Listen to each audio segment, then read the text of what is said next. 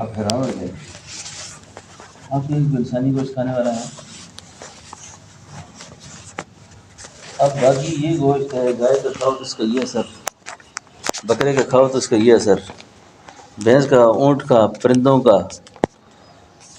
ہرن کا، ہر ایک کا اثر اللہ نے رکھا ہے. اب انسان کے گوشت کے اندر کیا تاثیر ہے، یہ کیا فائدہ دیتا ہے، کیا نقصان دیتا ہے؟ پہلے تو آپ میں سے ہر ایک کہے گا جی کون آدم خور ہے، کون ایسا آدمی ہے جو انسانی گوشت کھاتا ہے. اتنا حساس مسئلہ ہے اور اس کو ہم اتنے نرم طریقے سے ہضم کرتے ہیں کہ مسئلے کو مسئلہ نہیں سمجھا اور پتہ ہی نہیں ہے کہ میں کتنا بڑا جرم کر بیٹھا ہوں. اب اللہ فرماتے ہیں کہ کسی مسلمان کی غیبت کرنا، یعنی اس کے اندر وہم نہیں پایا جاتا. آپ بیٹھے ہوئے ہیں جناب، ہماری محفل لگتی ہے نا جس وقت، پکے سے پکا حاجی، نمازی، تہجد گزار ہوگا نا جی، بس وہ جس وقت شروع کرے گا نا کہانی، اگلے کی ماں، دادی، نانی یاد کر کے چھوڑے گا، اس کے سارے عیوب بیان ہوں گے. فی الواقع اگر اس کے اندر یہ بیماری ہے بھی تو آپ کے پاس کون سی اتھارٹی ہے کہ آپ اس کو بیان کریں؟ آپ پہ تھوڑے ہیں، آپ کے اندر تھوڑی کمیاں ہیں. اگر اللہ نے آپ کی پردہ پوشی کر دی ہے تو اس مہلت پہ اللہ کا شکریہ ادا کریں، ورنہ پتہ نہیں آپ گناہوں میں اس سے کہیں زیادہ گندے ہیں. اب کھایا جی انسان کا گوشت، اور میں یہ نہیں کہہ رہا، اس گناہ کی سنگینی کا ذکر اللہ کر رہے ہیں، اس گناہ کی سنگینی کا ذکر اللہ کرتے ہیں کہ اس آدمی نے انسان کا گوشت کھایا ہے. اب میں آپ کو بڑی عجیب بات سناؤں، انسانوں میں بھی کئی قسم کے لوگ ہیں. انسانوں میں جیسے ایک صاحب علم ہے، قرآن کہتا ہے کہ علم والے اور بغیر علم کے برابر نہیں ہیں. اب جس شخص کے سینے میں علم الہی ہو، علم قرآن ہو، علم وحی ہو، اس کا مقام اللہ کے یہاں بہت زیادہ ہے. یہ دنیا کے اندر جو اتنی چیزیں نہیں، تو فنون ہے سارے، علم نہیں ہے. یہ انجینئر ہے، یہ فلاں ہے، یہ فلاں ہے، یہ فلاں ہے، یہ فلاں ہے. وَعَلَّمَ آدَمَ الْأَسْمَاءَ كُلَّهَا جو ہے نا، وہ اور علم ہے، وہ علم ہے جو وحی والا علم ہے، وہ قرآن و حدیث کا علم ہے.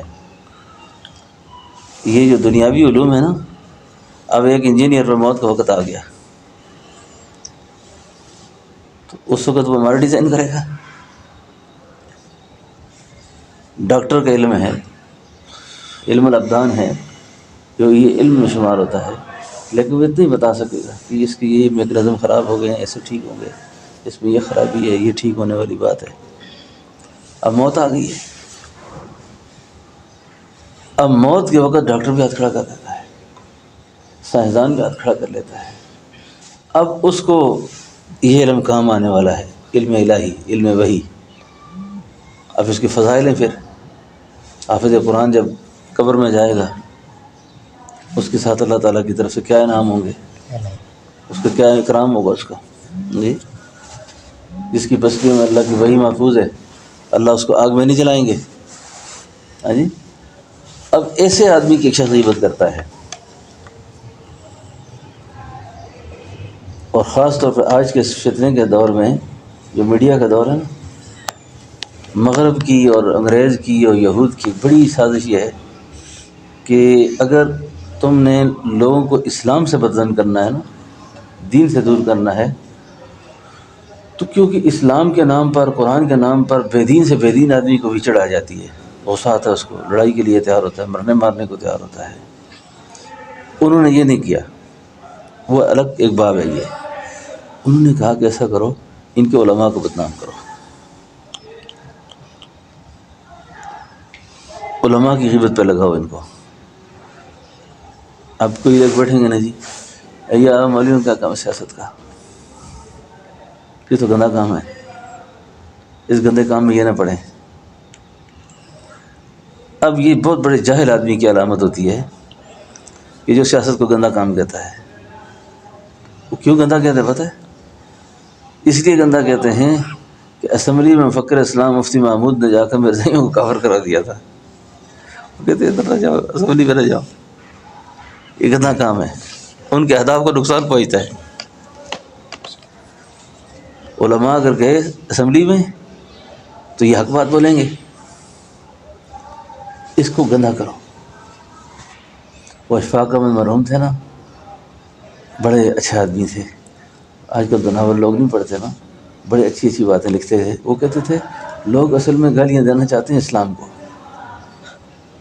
گالی دینا چاہتے ہیں قرآن کو، نہ وہ قرآن کو گالی دے سکتے ہیں نہ اسلام کو، وہ مولوی کو گالی دیتے ہیں، وہ مولوی غیبت کرتے ہیں۔ اب انجام کے اعتبار سے جب آدمی کو اپنا احتساب پر مطلب مجبور ہوتا ہے نا، اس کو ان چیزوں کی طرف دلچسپی نہیں ہوتی۔ پھر مجھے کیا پڑی بھائی، مجھے تو اپنا بڑا مشکل معاملہ ہے میرا، پتہ نہیں میں آگے کیا کروں گا، میرے ساتھ کیا کیا واقعات پیش آئیں گے۔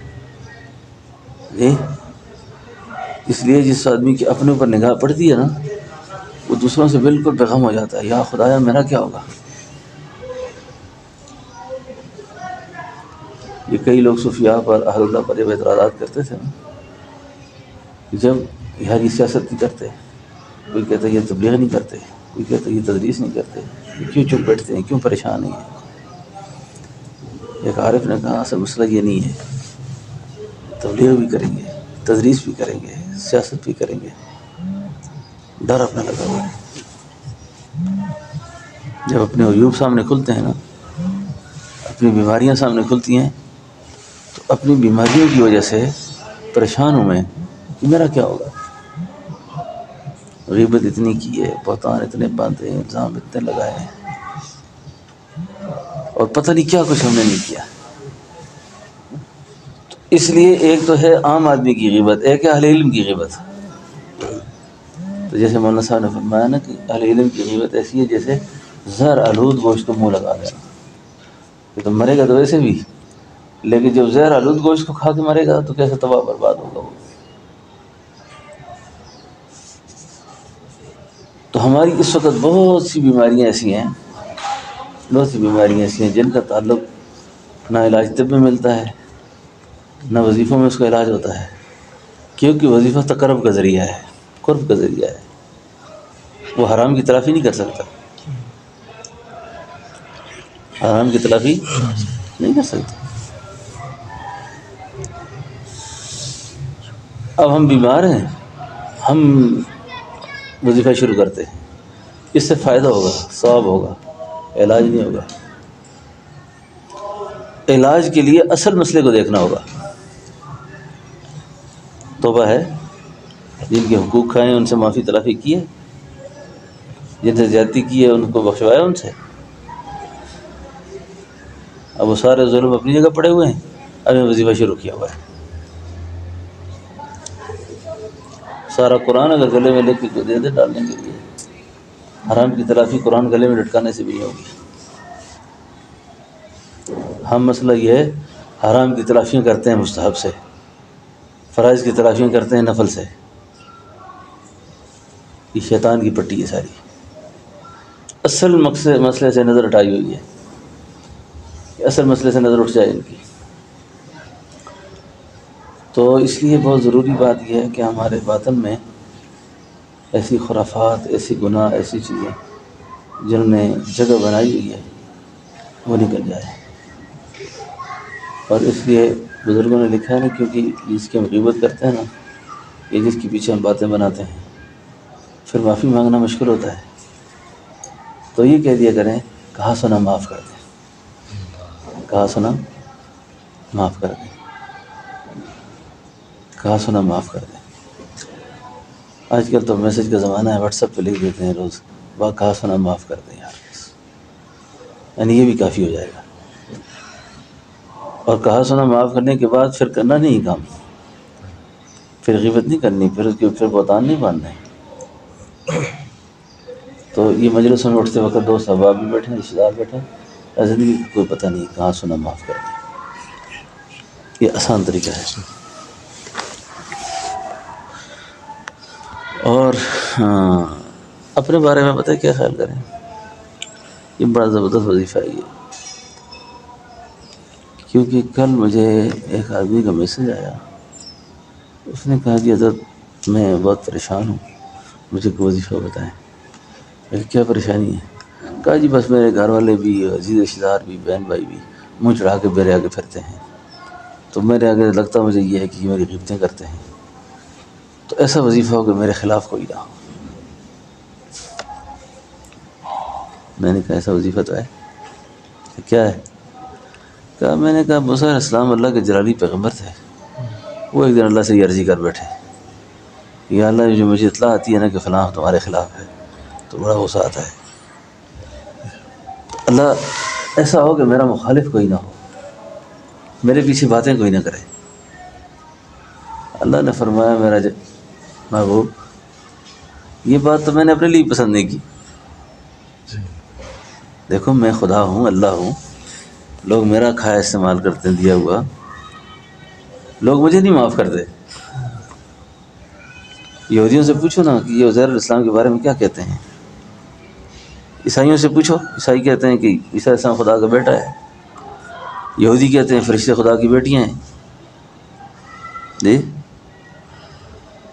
مجھ پہ کتنا بڑا الزام ہے یہ. پھر قرآن کہتا ہے کہ اللہ تعالیٰ اپنے حبیب کو ایک مقام پہ تسلی دیتے ہیں، فَلَا يَحْزُنْكَ قَوْلُهُمْ إِنَّا نَعْلَمُ مَا يُسِرُّونَ وَمَا يُعْلِنُونَ. میرے محبوب پیغمبر آپ لوگوں کی باتوں سے پریشان نہ ہوا کریں، آپ پریشان نہ ہوا کریں، آپ غمگین نہ ہوا کریں.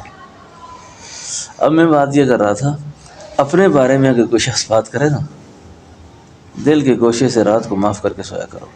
یا اللہ میری وجہ سے کسی کو نہ پکڑنا. میری کسی نے غیبت کی ہو پیش کی معاف، حق کھایا ہو پیش کی معاف. یہ باتیں میں کیوں کرتا ہوں؟ اس لیے کہ جب وہاں جانا ہوگا نا، جب میزان پہ کھڑے ہوں گے، پریشانی کا عالم ہوگا. اب میری وجہ سے تو اللہ کسی کو نہیں پکڑیں گے نا، میں تو بخش دیا ہے. جی اللہ جب میری باری آئے گی نا، اللہ کی دی ہوئی صفات میں سے، اس کی شان کریمی سے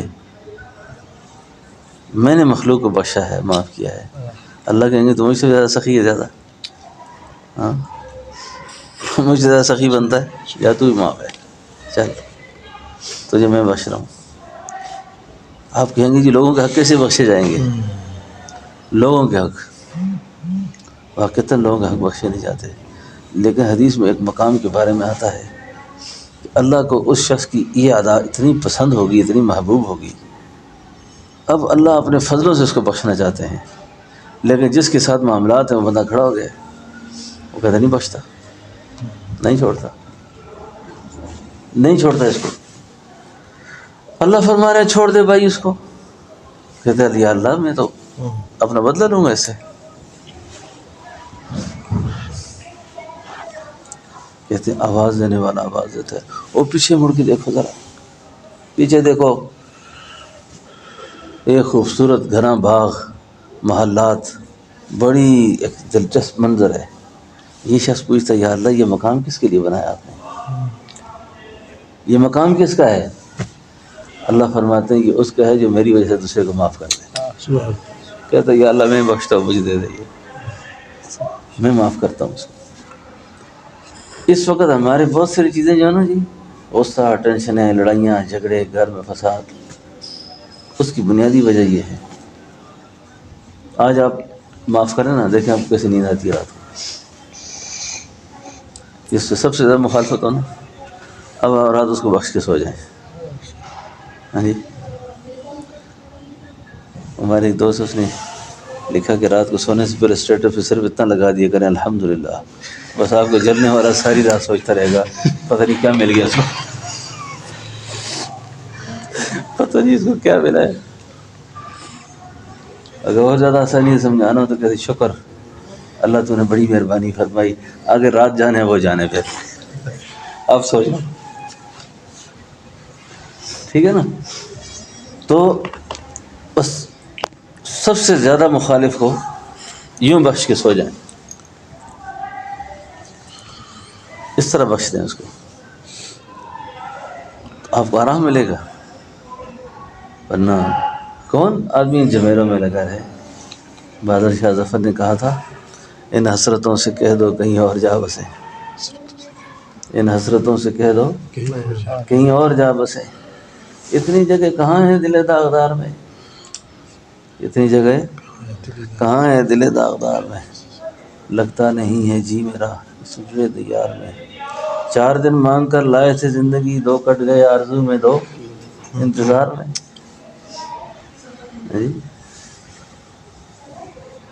اتنا مختصر سا سفر ہے ہمارا، یہ بھی نہیں لانجوں میں گزر جائے.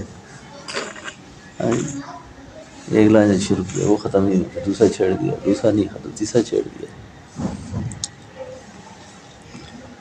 سمجھائیے نا. تو یہ ہے باتیں ساری تزکیہ کے متعلق. یقین جانے اس شخص کو جو دولتیاں نصیب ہوتی ہے نا، خود اس کا وجود آرام میں ہوتا ہے اور اس کی وجہ سے لوگ آرام پاتے ہیں. آج ہماری تبلیغ، ہماری تدریس، ہماری نصیحت، ہمارا آواز کیوں بے اثر ہے؟